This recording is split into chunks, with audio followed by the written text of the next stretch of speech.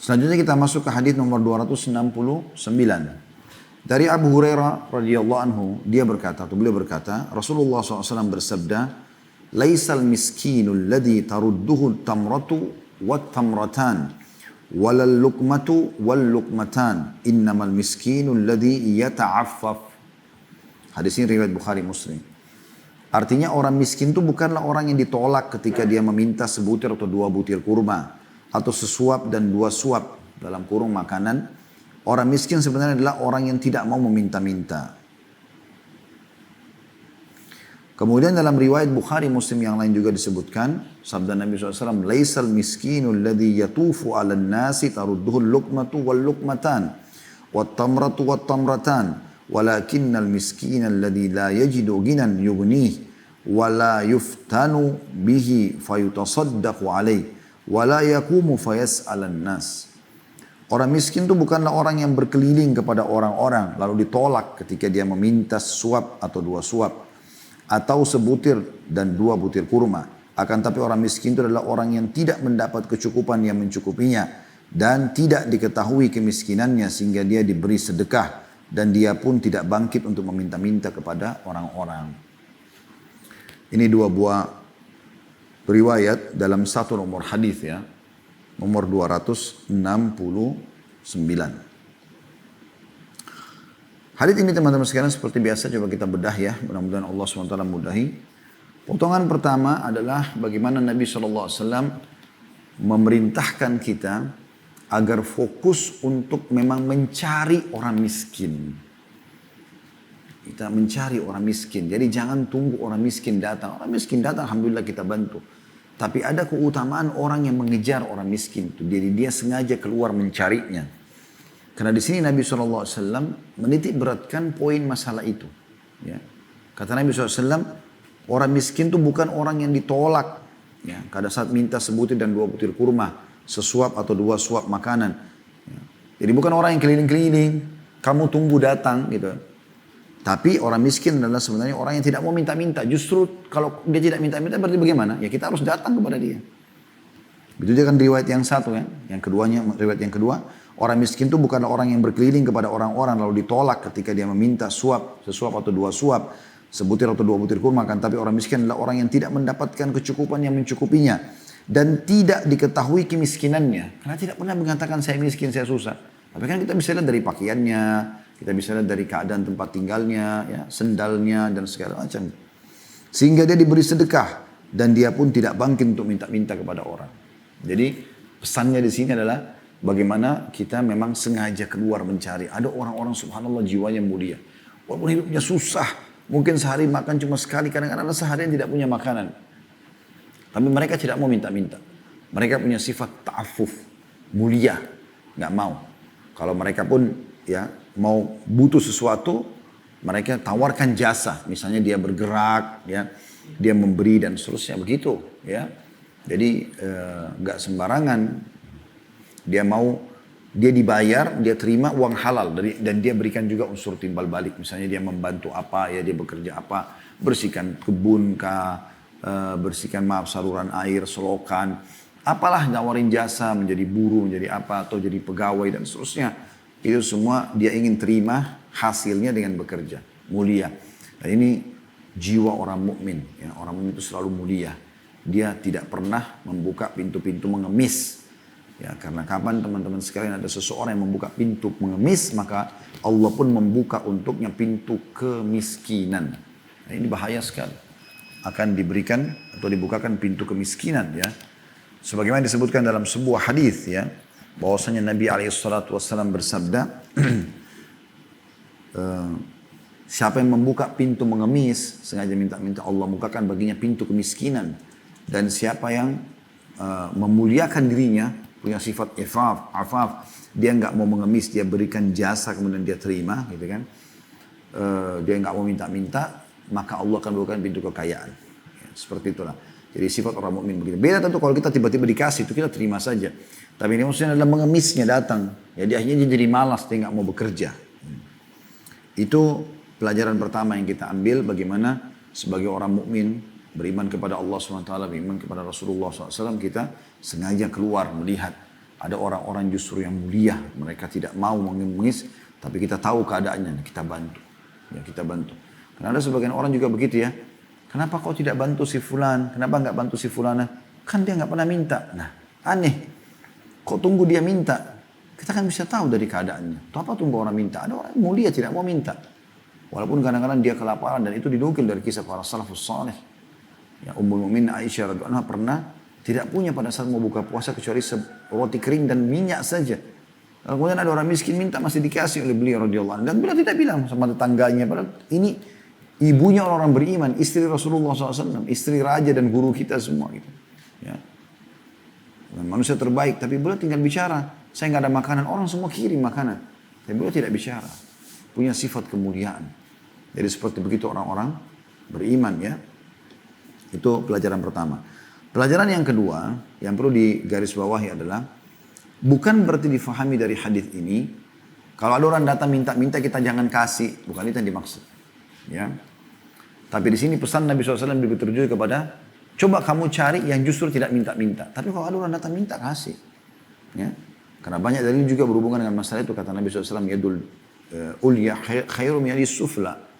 Tangan yang di atas memberi lebih baik daripada tangan mulia. Ini kata ulama secara mutlak, ya. Itu berarti orang yang memberi lebih baik daripada orang yang menerima. Dalam arti kata dia disuruh memberi. Ya, orang itu datang minta kasih. Orang tidak minta juga kita sengaja kasih. Seperti itulah. Jadi di sini bukan difahami, oh berarti orang kalau datang minta-minta, oh menurut hadis ini bukan orang miskin. Nggak usah saya bantu. Nggak, bukan itu. Ya. Tapi justru kita harusnya fahami bahwasanya kalau ada orang miskin minta silahkan dikasih. Ya, silahkan Anda kasih gitu kan. Dan tugas kita menghakimi secara zahir yang kelihatan. Dia kelihatan begitu ya sudah kita nilai dia orang miskin. Masa nanti dia nipu, ternyata dia punya rumah mewah, punya apalah segala macam. Dia jadikan minta-minta itu sebagai sumber dia, itu lain. Kalau kita sudah tahu begitu jangan dikasih, nggak apa-apa. Nah, itu. Kalau sudah tahu ternyata orang ini kerjanya begitu. Saya pernah satu kali subhanallah keluar dari Masjid Aqsa itu. Kebetulan satu-satunya Jumat yang sempat saya hadiri situ. Alhamdulillah pada saat itu sempat hari Jumat. Seperti biasa habis sholat Jumat orang pada bubar rame-rame. Ada banyak orang-orang miskin biasa minta-minta gitu ya. Terus saya siapkan karena memang ada beberapa juga dana dari jemaah yang dititipkan. Dan saya memang untuk donasi Palestina kami kasih di Masjid Aqsa. Beri makan beberapa penjaga Masjid Aqsa. Kita berikan Al-Quran, kursi untuk orang tidak mampu di Masjid Aqsa. Beberapa kegiatan yang kita lakukan lah gitu kan.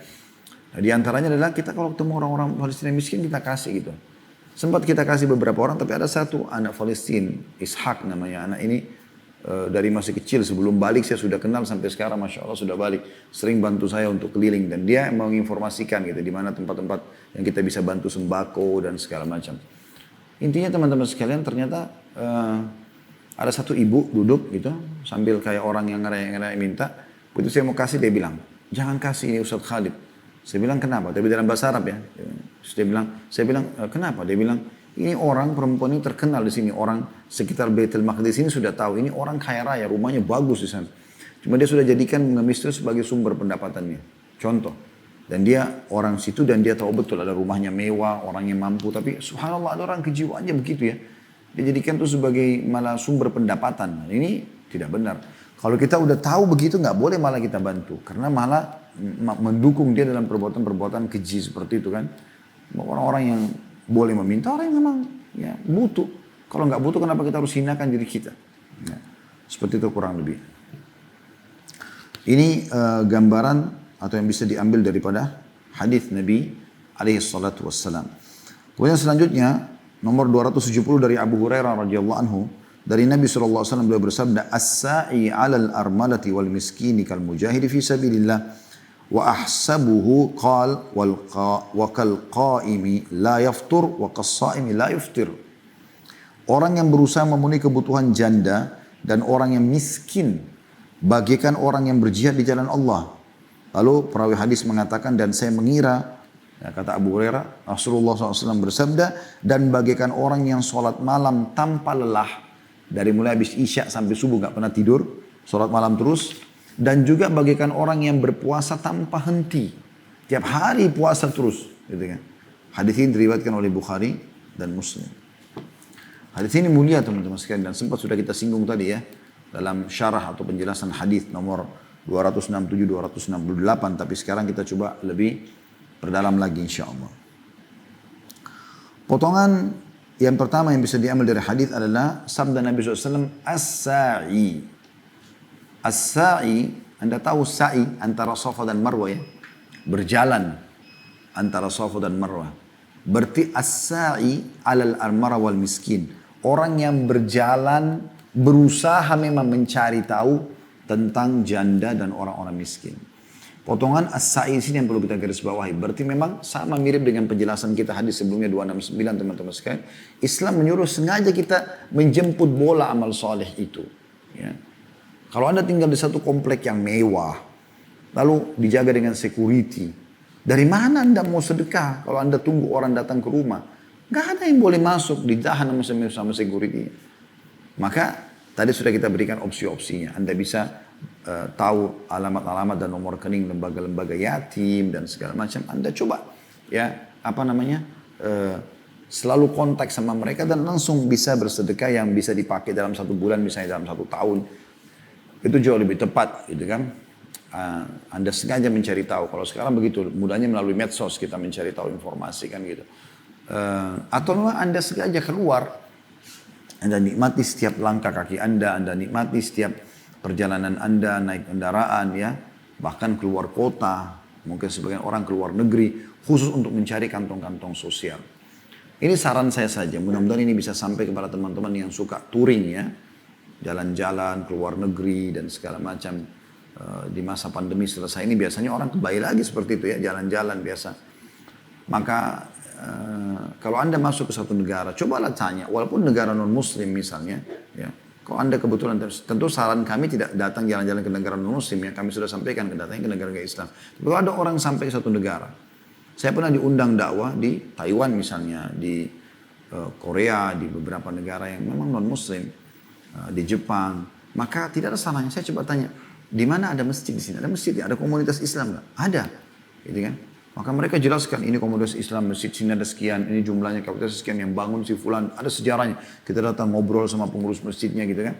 Dan ternyata di masjid-masjid itu juga ada lembaga-lembaga sosialnya. Mereka punya kegiatan itu. Ada janda-janda yang mereka naungin ya, ada anak-anak yatim, ada pembagian Al-Quran, ada pembagian brosur tentang Islam, dan banyak sekali kegiatan-kegiatannya. Maka berilah makna safar Anda itu. Beri makna safar itu dengan kesempatan bersedekah.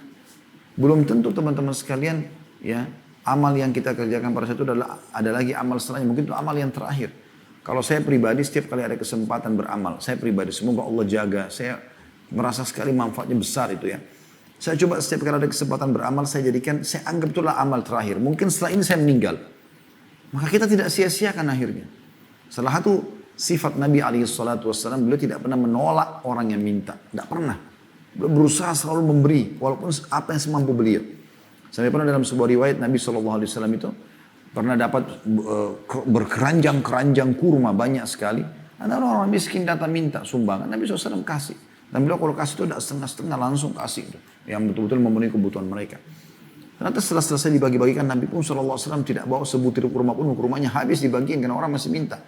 Masih ada yang datang minta. Nabi SAW sedih melihat tidak punya apa-apa. Umar bin Khattab di sebelah Nabi SAW tahu itu, lalu mengatakannya Rasulullah, Allah nggak bebankan Anda di atas kemampuan Anda. Nabi SAW diam, nggak tanggapin. Ali bin Abi Thalib berkata radhiyallahu anhu di sebelah Umar, ya Rasulullah, dikorek kantongnya, misalnya ada sekitar uang, kalau saya ingat saya ada 3 dirham mungkin. Diberi kepada Nabi SAW, lalu dia mengatakan, ya Rasulullah, sedekahkan kemana Anda suka. Lalu kata Nabi SAW sambil wajahnya gembira, senyum, mengatakan, bihadza umirtu, beginilah aku diperintahkan. Dan banyak hadis dari Anas bin Malik, Jabir bin Abdullah, seingat saya, sahabat dari 2 sahabat ini, yang menukil bahwasanya Nabi SAW tidak pernah menolak ya permintaan orang. Itu ciri orang beriman. Ya. Jadi as-sa'i, ini potongan pertama hadis adalah bagaimana seseorang keluar untuk mencari itu. Ya, keluar. Dan Anda harus berusaha. Anda mau lebih pintar, belajar. Keluar, cari ilmu itu. Jangan mimpi, menghayal tidur di atas ranjang belum bisa pintar. Ya. Dan harus bekerja. Harus bergerak. Mau dapat rezeki, bergerak, bekerja gitu kan. Sebagaimana Umar bin Khattab pernah memarahi sebagian orang yang duduk aja di masjid, mereka nggak keluar. Kata Umar bin Khattab sama hati mereka, keluarlah, cari rezekinya Allah. Karena belum pernah Allah catatkan bahwa langit akan menurunkan hujan emas dan perak. Bisa. harus keluar, gitu kan? Bekerja, itu seperti itulah. Jadi kita harus keluar mencari as-sa'i. Kemudian alal armalah, ini potongan keluar dari hadis terhadap janda. Ya. Janda ini bisa dengan cara tadi saya kasih contoh dinikahi, ya, karena memang kita ingin menolongnya. Kalau di sini boleh saja cerai atau meninggal suaminya. Kalau tadi di bahasan anak yatim, khusus yang meninggal suaminya saja, supaya mendapatkan keutamaan sponsor anak yatim ya. Tapi kalau di sini khusus untuk janda saja. Kalau untuk as-sa'i alal armarah, mencari dan pahala di sisi si janda ini bisa dengan menikahinya sehingga dia terselamatkan dari fitnah dan status jandahnya itu. Ya, sebagaimana para sahabat juga ridwanullah alaihim itu kalau ada di antara teman-teman mereka yang meninggal mati syahid di medan perang, maka mereka ya menikahi mantan-mantan istrinya para mujahid itu. Ya. Ada di antara mereka memberikan isyarat sambil mengatakan, wahai ummu fulan, kalau sudah habis masa iddah beritahukanlah kepada kami. Bahasa isyarat. Artinya kalau selesai masa iddah kamu boleh ya menyampaikan kami akan melamar, seperti itulah ya. Mereka pun membalas para wanita ini, kalau selesai masa iddah, wahai Abu Fulan, masa iddah kami sudah selesai. Jadi kalau dia mau melamar silakan dengan bahasa-bahasa yang santun dan tidak ada kemaksiatan tentunya. Atau memang dasarnya Anda melakukan khusus sponsoring janda ini dengan misal memenuhi kebutuhan mereka. Ya, memenuhi kebutuhan mereka. Ya. Apalagi kalau punya hubungan kekerabatan. Ya. Saya berapa kali dapatkan keluhan, pertanyaan masuk di meja taklim gitu kan. Ada orang ibu-ibu yang mengeluh bagaimana dia janda, cerai sama suaminya, ada yang meninggal suaminya. Saudara-saudaranya orang mampu, kakak-kakaknya, adiknya. Tapi tidak ada yang mau peduli dengan dia. Nggak ada yang mau peduli. Sehingga hanya dia harus menjual gorengan, dia harus begini. Mana kita dari hadis Nabi SAW ini? Sengaja mencari ya, orang janda-janda. Sengaja sengaja kita mau mencari pahala di situ. Ya. Sampai dinukil dalam sebuah kisah bahwasanya Umar bin Khattab pernah mendapatkan Abu Bakar datang ke sebuah rumah di ujung kota Madinah. Ya.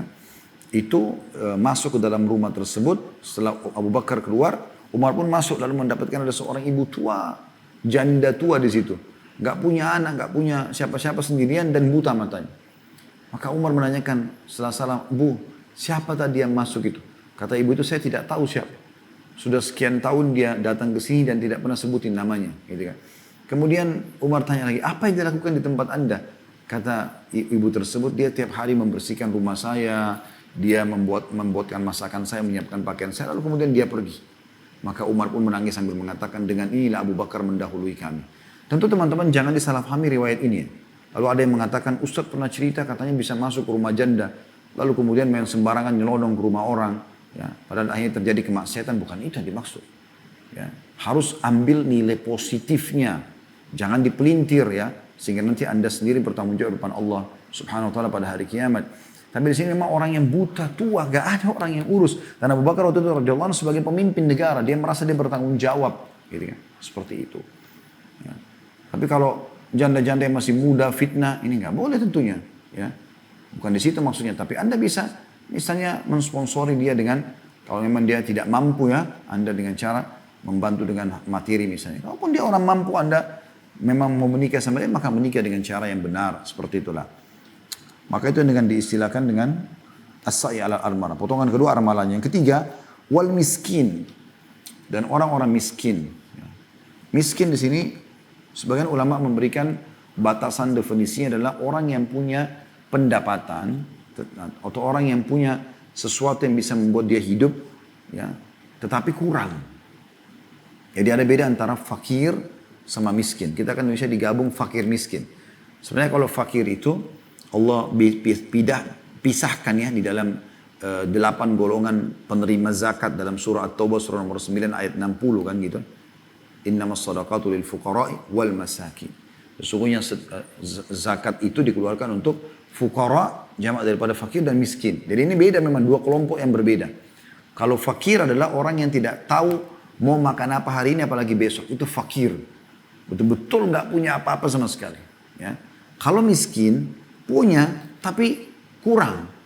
Jadi di sini masuk dalam istilah miskin adalah para pegawai yang gajinya masih kecil. Misal anaknya 3, gajinya cuma 1 juta. Kontrakan saja sudah, kos-kosan misalnya 750.000. Makan mungkin 500.000. Gaji 1 juta. Dia harus utang tiap bulan 250.000. Gali lubang, tutup lubang. Ini orang miskin namanya. Gitu kan? Anda punya pembantu supir di rumah, mereka tidak punya kemampuan. Mereka kerja di rumah, ya, memaksa diri dan mereka tidak mampu. Ya, bolak-balik ada beberapa orang yang datang ke rumah kami bekerja gitu kan. Terus menyampaikan kepada istri saya, mereka tidak mampu, mereka nggak punya kemampuan. Bahkan kadang-kadang anaknya harus dititip sama orang lain gitu kan. Bekerja pun itu pas-pasan untuk kebutuhan dia dari gaji itu. Maka ini semua adalah orang-orang yang masuk dalam kategori miskin. Maka dengan adanya pembatasan definisi ini, lebih luas lagi kita bisa dapatkan pahala gitu kan. Karena kalau kata sebagian ulama, fakir, semua fakir masuk dalam miskin. Ya, saya bisa, kalau miskin kita bantu, bagi orang fakir lebih layak kita bantu gitu kan. Walaupun tidak semua fakir masuk istilah miskin ya. Dalam arti kata memang orang-orang yang miskin kalau kita bantu, maka yang fakir lebih layak kita bantu. Tapi untuk memasukkan definisinya mengatakan fakir sama miskin sama itu tidak tentunya ya. Tapi di sini dengan kita disuruh bantu orang miskin berarti fakir lebih pantas untuk dibantu. Potongan yang keempat adalah kal mujahidi fi sabilillah. Keutamanya adalah seperti orang yang sedang berjihad di jalan Allah. Kita kalau mau bicara teman-teman sekalian tentang keutamaan jihad, luar biasa gitu ya, luar biasa. Saya sampai membahas 43 atau 44 serial sahabat tabligh akbar. Hampir semuanya itu terlibat dalam peperangan bersama Nabi SAW. Dan hampir semuanya saya sebutkan tentang biografi para sahabat itu ridwanullahi alaihim. Semoga Allah ikhlaskan dari kita. Jadikan ini tambahan amal insya Allah hari kiamat. Kemudian juga keutamaannya. Ya. Apa keutamaannya orang ini? Di antaranya mereka ikut jihad dan di situ. Kemudian saya masuk lagi ada ad-durus wal ibar. Pelajaran-pelajaran. Pelajaran apa yang bisa diambil? Nah pelajaran misalnya tentang keutamaan jihad. Keutamaan sedekah yang menonjol dari sahabat itu. Hampir semua sahabat ini punya keutamaan dalam masalah jihad. Dan banyak sekali dalil yang kita temukan tentang masalah itu. Di antaranya adalah Nabi SAW bersabda waktu ditanya oleh seorang sahabat, ada nggak pahala yang amalan yang bisa sama dengan jihad? Kata Nabi SAW, saya tidak temukan. Saya tidak temukan. Juga Nabi SAW mengatakan, maksudnya saya tidak temukan yang bisa sama 100% lah. Ya. Kemudian juga Nabi SAW bersabda, dua telapak kaki yang tersentuh debu medan perang tidak akan disentuh oleh api neraka. Makbarrat kadama abdin sabila fatamassuhun nar. Dalam hadis sahih. Begitu juga setiap langkah ya, setiap suka dukanya lah dalam jihad itu dinilai pahala di sisi Allah Subhanahu wa taala. Bahkan dalam sebuah riwayat kuda pun yang digunakan untuk berjihad ya, pada saat ditambak diberikan makanan bahkan kotorannya pun itu bisa ada nilai pahala di sisi Allah Subhanahu wa taala kalau dipakai jihad. Ada banyak keutamaan yang luar biasa gitu. Keutamaan yang luar biasa gitu kan. Nah, maka Anda bisa mengejar pahala-pahala itu, ya, walaupun Anda tidak pergi berjihad, minimal yang menyerupai, yaitu salah satunya dengan sengaja ya, membiayai, melindungi, memenuhi kebutuhan para janda dan orang-orang miskin. Potongan terakhir dari hadis adalah ini yang tambahan yang luar biasa gitu ya, yaitu wa ahsabuhu qal. Abu Hurairah berkata dan saya mengira Nabi SAW juga mengatakan itu. Tambahannya adalah wa kal qaimi la yaftur wa kas saimi la yuftir. Sama pahalanya selain jihad. Jihad sudah kita dapatkan pahala karena sengaja mensponsori janda dan juga orang-orang miskin. Tambah lagi dia seperti orang yang sholat terus tanpa istirahat. Dan sama orang yang puasa terus non-stop. Nah, ini dua ibadah yang sering kali diberikan contoh oleh Nabi SAW. Ya. Seperti orang yang sholat tidak berhenti, seperti orang yang puasa tanpa berhenti. Ini dua ibadah yang luar biasa. Kalau ada orang yang rutin sholat malam terus, malam suntuk ya. Kalau dia jaga terus sholatnya on time. Ini punya keutamaan sisi Allah SWT luar biasa gitu. Sama juga dengan orang yang puasa. Tidak semua orang juga bisa melakukan puasa. Ya. Kalau orang bisa puasa Daud misalnya sehari puasa sehari tidak. Atau minimal puasa dalam satu pekan 2 hari Senin sama Kamis misalnya dia rutinkan. Maka itu tidak semua juga orang dapat taufik untuk mengamalkan. Khusus orang yang seperti ini luar biasa. Menggabungkan 3 keutamaan sekaligus ibadah. Dia seperti mujahid di jalan Allah. Dia juga seperti orang sholat yang tidak berhenti sholatnya. Dan dia juga seperti orang yang puasa tanpa berhenti berpuasa. Itu diambil dari potongan itu ya. Abu Hurairah berkata radhiyallahu anhu, dan bagaikan orang yang, kata Nabi SAW, dan bagaikan orang yang sholat malam tanpa lelah, tanpa berhenti, dan bagaikan orang yang berpuasa tanpa henti juga. Bagaikan orang yang berpuasa tanpa henti. Allahu a'lam. Ini bahasan kita insyaAllah sampai hadis nomor 270. Dan insyaAllah kita akan lanjutkan nanti di pertemuan akan datang sisa-sisa hadisnya ya. InsyaAllah kita akan bahas ada hadis nomor 271 sampai akhir insyaAllah nanti hadis nomor 277. Allahu a'lam.